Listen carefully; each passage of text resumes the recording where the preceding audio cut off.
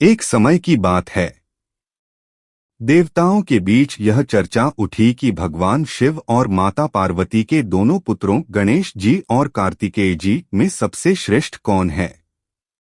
देवताओं ने यह निर्णय लिया कि एक परीक्षा ली जाए ताकि सबके सामने यह स्पष्ट हो सके। देवताओं ने दोनों भाइयों को बुलाया और कहा, तुम दोनों में से जो सबसे पहले पृथ्वी का 3 बार चक्कर लगाकर लौट आएगा वही सबसे महान और प्रथम पूज्य कहलाएगा। कार्तिकेय का प्रयत्न। कार्तिकेय जी अत्यंत तेज और पराक्रमी थे।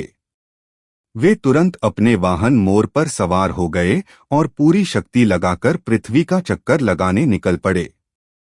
उनका वेग इतना तेज था कि ऐसा लग रहा था मानो बिजली आकाश से उतर आई हो। गणेश जी का विचार। गणेश जी का वाहन छोटा सा मूषक चूहा था। गणेश जी जानते थे कि इस छोटे वाहन से कार्तिकेय की गति का मुकाबला करना संभव नहीं। वे कुछ देर मौन होकर विचार करने लगे। तभी उनके मन में एक अद्भुत विचार आया। वे धीरे धीरे उठे, माता पार्वती और भगवान शिव के पास गए। फिर उन्होंने श्रद्धा और भक्ति से दोनों के चरणों की 3 बार परिक्रमा की।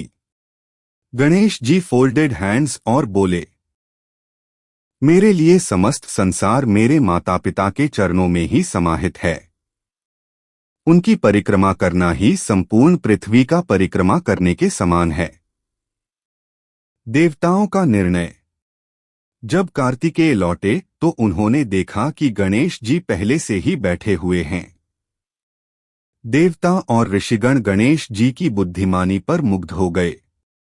उन्होंने कहा, सच्ची महानता केवल बल और गति में नहीं बल्कि बुद्धि और भक्ति में है।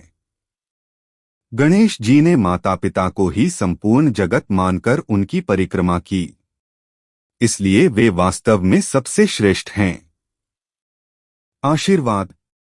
देवताओं ने गणेश जी को आशीर्वाद दिया, आज से तुम प्रथम पूज्य कहलाओगे। हर शुभ कार्य की शुरुआत सबसे पहले तुम्हारी पूजा से होगी। उस दिन से भगवान गणेश को विघ्नहर्ता, सिद्धिविनायक और प्रथम पूज्य का गौरव प्राप्त हुआ। कहानी से शिक्षा। सच्ची महानता केवल ताकत में नहीं बल्कि सही सोच, भक्ति और ज्ञान में छिपी होती है।